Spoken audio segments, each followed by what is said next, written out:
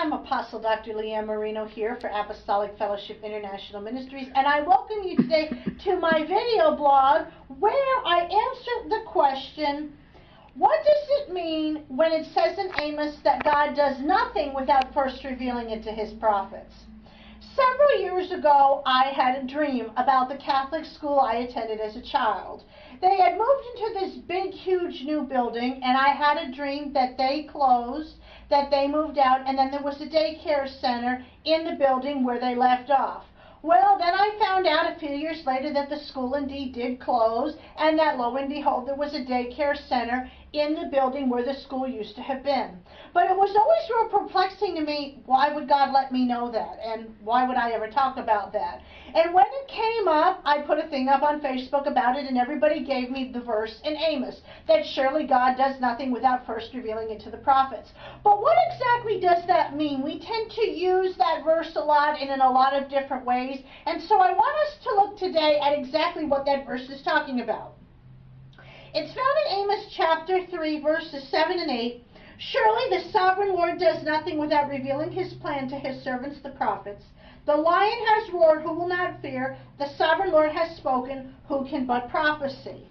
It sounds kind of riddle-like, but what exactly does it mean? Well, I think that Amos was trying to teach us something about the heart of the prophet, about the heart of God's leader, about the heart of the person who speaks on behalf of God, which is literally what the word prophet means, and about being found in God, about seeking God more than just to give a fancy word, or seeking God to just be able to impress a lot of people, but to truly be found in the heart of God, and to know God, and to know his workings, and to recognize his voice, and to be able to teach on that throughout history. And I'll give you an example.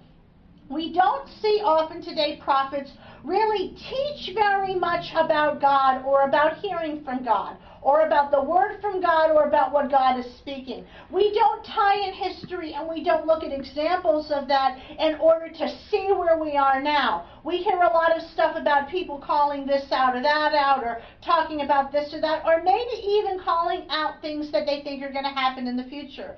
And so instead of looking at things like, for example, maybe some of the economic downturn in the countries around the world, such as in Europe, such as in the United States, is because they were found on slave labor, and because that was something that was unjust. And if we look at the book of Amos, he was very interested in the quality of life of people and injustice. That maybe some of this stuff is going on. It has nothing to do with gay marriage. It has nothing to do with children. It has nothing to do with abortion. It has nothing to do with this, that, or something else. But it was based on an economic injustice, something that related to slavery. And when you have an economy that's based on slave labor and you take away the slavery, the economy has to be replaced with something else. But we haven't done that. We've just made new slaves in multiple forms and in multiple different ways. So now people are enslaved to credit card companies. Now they're enslaved to their employers. Now we're enslaved to these big, huge banks who own our houses, and we really don't. And all of that boils down to the fact that we have a very deep sense of injustice in our world today. But if somebody is truly a prophet and somebody is truly hearing from God, somebody ought to be pointing that out and ought to be teaching that maybe some of the injustices that are going on in the world, that have been going on for thousands of years, versus some of this more modern stuff, is really the root at where we're going in our society today, and that God is revealing to the prophets what his people should expect. So I don't think it's a mistake that there are many people rising up in their own businesses, or people who are trying to persevere and do something else because we need a different economy. But it's the prophet's job, for example, to point something like that out. Not that a fresh wind is coming, because a fresh wind is always coming. If you get up in the morning, it says his mercies are new. Every morning, every day is a fresh wind.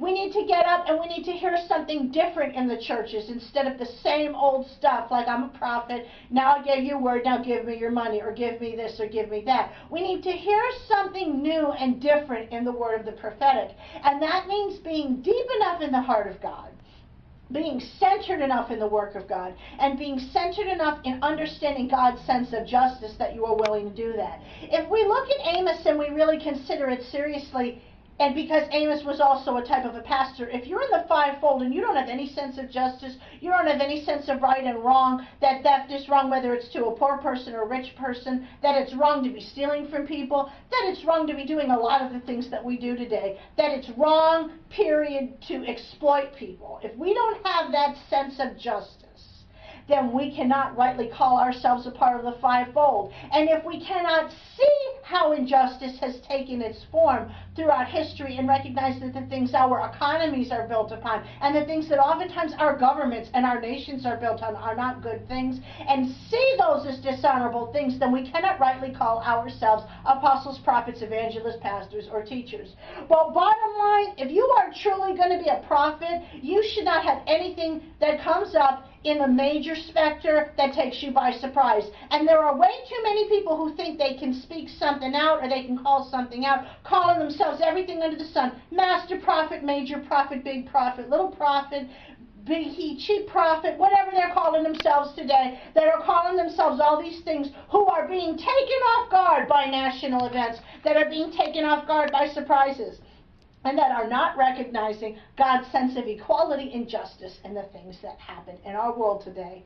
I thank you for watching this program today. Do you have a question you'd like me to answer on air? If so, email it to me at questions@powerfortoday.org. Also, be sure to visit my website at www.powerfortoday.org to learn more about what's going on in Apostolic Fellowship International Ministries and how you can be a part. Also, if you're in the Raleigh, North Carolina area, I want you to visit www.welcomeinthisplace.org, where we're going to have an all-new website up soon for Sanctuary International Fellowship Tabernacle, abbreviated SIFT, and for the things that are going on there, so that you can also be a part. This is Apostle Dr. Leanne Marino saying thank you for watching, and until next time, be blessed.